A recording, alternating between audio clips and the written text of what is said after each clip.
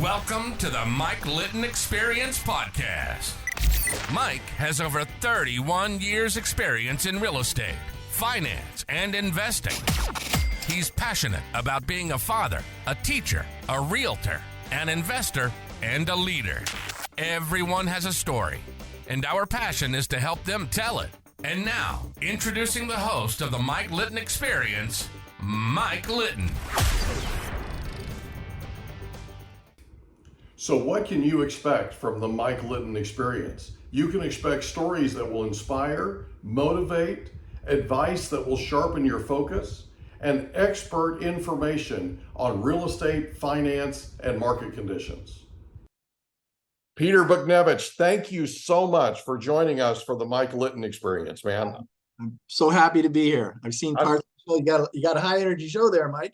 I'm so excited for our time together. I really am. And I know that you're very, very busy, and I know you worked really hard to make the time to do this. And I cannot thank you enough. So like we talked about, everyone has a story, and our passion is to help them tell it. So what we're going to do, with your permission, is we're going to start with where you were born, and then we're going to go all the way up to today. And then we can talk about anything that you're working on that you'd like to talk about today. Is that okay? That's perfectly fine. So where were you born? I was born in Yonkers, New York. Oh my gosh. I was born in Yonkers, New York, and I didn't live there for very long, but it's a very important place to me. Yeah. Right on the Hudson River, just north of New York City. We went from Yonkers, New York, I want to say, I'm looking at my cell phone now because I keep a picture as my background. Screenshot, whatever, the wallpaper of I guess it's maybe a 6-story tenement walk-up building that my mother used to hang clothes on the roof on one of those fold-out umbrella type clothesline things. Yeah. And it was an urban environment. All my family was from there. I'm Ukrainian American, on my father's side, and half on my mother's side, and my mother was half Belarusian and Ukrainian as well. And so in that area, there was a lot of ethnic people from Eastern Europe at that point in time, Southwest Yonkers, New York. My dad grew up there. My grandfather had a butcher shop, he came over to the United States very early in this 20th century and managed to get himself a building and a butcher shop and so forth. Wow. Very strong Eastern Catholic background, Greek, what they used to call it Greek Catholic. It's I have an uncle who's a priest, 2 aunts who are nuns, all on my father's side of the family. It was a little bit. It could be a little bit overwhelming at times, except when we were with them, they were just like regular people. It was like, Sister Marina now, she used to be Sister John Mark. She would come over, and with nuns were at the house a lot visiting. When we moved to Connecticut, we went from Yonkers when I was about 4.5, 5 years old to Brookfield, Connecticut. So we went from a very urban environment to almost a suburban environment, but almost on the verge of being rural, because we moved into a neighborhood of homes that was built, tract homes type of thing. But it was like, when you went outside, there was woods in the backyard, and the contiguous woods went forever. And it went down to a New England farm down at the corner of Route 7 and 133. And it was, there was like 16,000 people in the town. And the center of the town had a congregational church that was built in the 1800s with a white steeple, all that kind of stuff. It was just like, just went from an urban environment to a much more bucolic setting in semi-rural New England, where you could ride your bike all day long and go outside and no one bothered you. It was just a very interesting change. I'll bet that was an adjustment. Well, it was an adjustment. I was very small at the time. So I remember, though, this is something I remember very well, which always hits home with me. My mother would let me go down the stairs of where we lived. because we weren't of great means to start off. You know, my dad was a working man, and we came from immigrant background. He had attained some success, you know, modest a little bit later on, and then had a setback. I'll get into that a little bit. But my father was also an Olympic athlete. Wow. And he was, believe it or not, he paddled C2 kayaks, racing kayaks, and C2 racing canoes and K2 racing kayaks. Yeah. The 1952 Olympics, out of the Yonkers Canoe Club. He was national champion in a couple of events, and he did 10,000 meter doubles with another guy. Yeah. And as a little kid, I would go down there. I was born in 59. I would go down there in the early 60s. Yeah. And all these guys would be doing that sport. It was basically a very rigorous endurance, stamina oriented sport, you know, sounds like it. rowing or whatever. And my father was very big into it. I think he got into it possibly. My theory always was because my dad had some things to work out when he came back from World War II. Yeah. He was a veteran. He was involved in the invasion of Guam. He was a Navy Seabee. Wow. And went right in after the Marines when they went into Guam. And I've got pictures of him, you know, all that. And I'm going to talk a lot about my dad because my dad was probably the most influential person to me in my life, my father and my mother. Yeah. But he was a great man in my eyes, a huge man in my eyes, and a Navy veteran, then went to the Olympics. Inspired my cousin, my older cousin, cousin Johnny, who is retired and I think living in South Carolina now. If he sees this, I think he's in his 80s or something like that, but I think he's pretty fit playing golf and stuff. Yeah. He went to the Olympics twice in 1956 and wow. So I want to say that would have been I forget Rome was one of them. My dad was in Helsinki, Finland, but what I can say is that my family are close there too.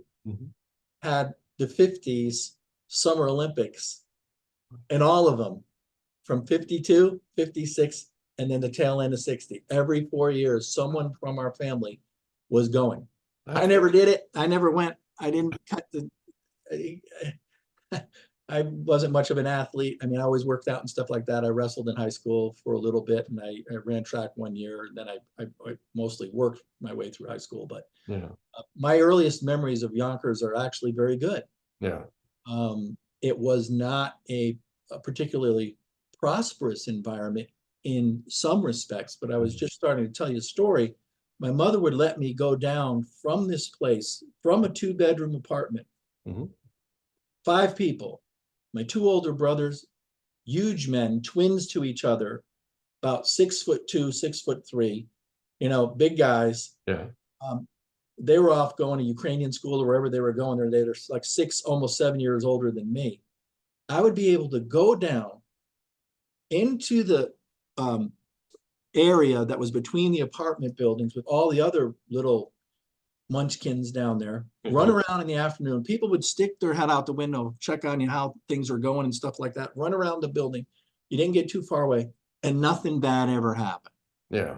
You know, and it was in an urban environment, and we had people from every nationality in that group, mostly first wave Eastern European, you know, Southern European, Western European, mostly.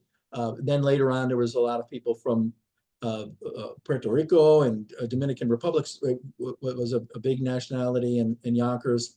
My dad's company moved up to Connecticut, so we moved up with it, and we were able to get a house up there and so on and so forth. So that was a good, you know, a good change. But as I remember it, it was very fond memories as a little tiny kid in this place that was, you know, not fancy, but had big trees that you could climb. There you go. You know, playground across the street. And in later years, it got rougher. It got a lot rougher, where you maybe didn't want to. You had to be a little bit more careful when we would go back to visit. But as a little kid, it was just great. And All the stuff a 5-year-old needs, right? Yeah, all the stuff a 5-year-old needs or 4 or 5-year-old needs, and you just have friends and your mom's there, your dad's there. And when my dad would come home, I'd run out to see him and stuff. It just can't say enough about that start as being a good start. Yeah. And then we moved to Connecticut, and I went to school. My parents put me in a Catholic grammar school, St. Joseph's School, and I went there for 6 years. And then I decided I would like to see about going to public school, because at the time, the public schools seemed a little bit more on the cutting edge, at least in where we lived. Brookfield, Connecticut was northern Fairfield County. They put a lot of effort into their public school system.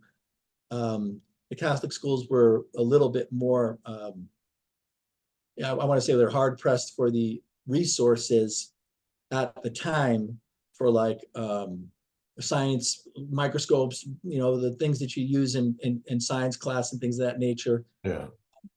Computers were only just starting in those years, not in my junior high school, but starting to get into high school. Mhm. You started to see those programmable computers where you were programming with the cards and the bubbles and stuff. I remember those. Yeah. You remember those? All right. So I do.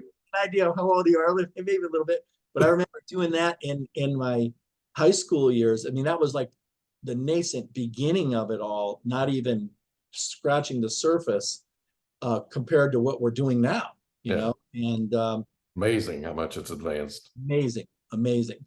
So went to Brookfield High School, graduated Brookfield High School, wound up doing my college undergraduate at Central Connecticut State University in Connecticut. And then after that, and I'm kind of going a little bit faster now. Oh, you're fine. Went to work in the corporate world, got on with a company called Bristol Myers. Yeah. The big company, and was in sales and marketing for them. And they, great company. I have to say, it was a great company. And right out of school, I was able to land a position with them, was recruited into that arena. And my brothers had similar corporate tracks in their respective careers, and both did very well. What'd you get your degree in? I got a degree in business management. Okay. It was the equivalent of I guess, business administration, but at Central they called it business management, and it actually was a BS. That it could have been a BA someplace else, but it was a BS, and that was before, long before I went to law school. So I had like an 8-year period of time where I worked for 2 different companies before I decided to go to law school. Although somebody dug it up some years ago. When I was 11 years old, I was the paper boy of the month. Oh. for the Danbury, Connecticut News Times. Oh, I love it. I love it. Kind of embarrassing at the time. When you're a kid, you don't necessarily want to have those kinds of things. Everybody makes fun of me at school for getting it. Yeah. I was big into scouting, which was great. Yeah. At the time, Boy Scouts was great. My brothers were, and I didn't make Eagle. Didn't make Eagle. Was a Life Scout though. Had a wonderful time. Think it's one of the best things that anyone could do. Yeah. Young people, camping, hiking, 95-mile canoe trip, Machias Lake region. When I was 15 years old, I'm running the canoe. And, my dad was a canoeist, so it's great for me to get in a different environment. Right.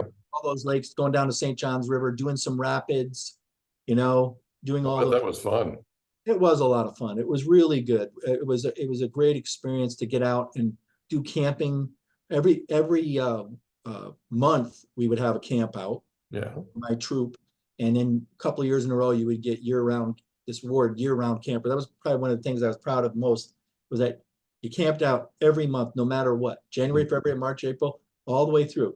And the coldest probably as a little kid, kind of, 12 years old. Yeah. You're out at night doing fine, 10 below zero. Oof. Not bad. You're learning how to do it. Learning how to build a fire, cook your breakfast, do all of those things, which you don't see it. You don't see it as much now. You don't see it as much. No, and that's a shame. It really is. So just to finish my education, got my undergraduate degree, did pretty well there. Went to work for Bristol Myers. They transferred me. I got small promotions along the way, and they transferred me in 1984 to California. Oh, And it was a corporate move for me when I was 25 years old, and I had just the start of a supervisory role in the company, and handled the area from Los Angeles down to San Diego. okay. And then I was going to San Diego, and that was it. I said, Yeah. San Diego, I'm not leaving California at all. Won you over. We're thinking about maybe having you move to another great place, because this was supposed to be a stop along the way. And I said, Gotcha. nope, there's no humidity, there's no bugs. It's the weather's good all This day. place is awesome. Awesome. So I stayed, and I got a place. My first place that I ever owned was in Escondido. Right? Oh, that's cool. Condo down there, and I was went from Bristol Myers, worked for another good company, and was Alcon Surgical. Mm-hmm. Company put me in the operating room with all the ophthalmologists in San Diego, pretty much. Mm-hmm. Probably most of the guys that I used to call on at that time are probably retired by now. Yeah. I would think. But I called on all the hospitals that you got down there. I know they've changed hands and stuff. Scripps. Yeah. We used to be Mercy Hospital's now I think it's part of Scripps now or something like that. Yeah, Scripps. Yeah, it's Scripps Mercy.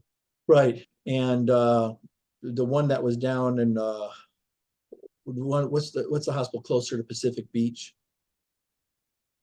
Oh boy, Harbor Hospital or something like that. There was all the hospitals all the way out to La Mesa. I had basically San Diego County. Yeah. And then I decided I wanted to be a professional.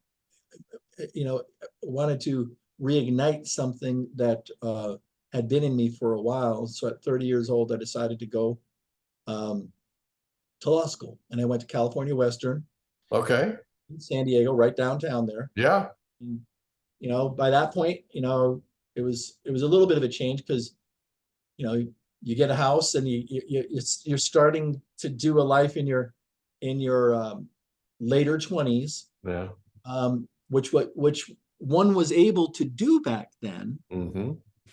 You could come from a place where you didn't have a lot of family money and go to a decent undergraduate school, and then get a decent job, and then maybe get another decent job. And after 8 years of doing that, or even 4 or 5 years of doing that, we were put in a position where you could buy your first piece of real estate in Escondido, which was a very nice condominium. I could live in it today.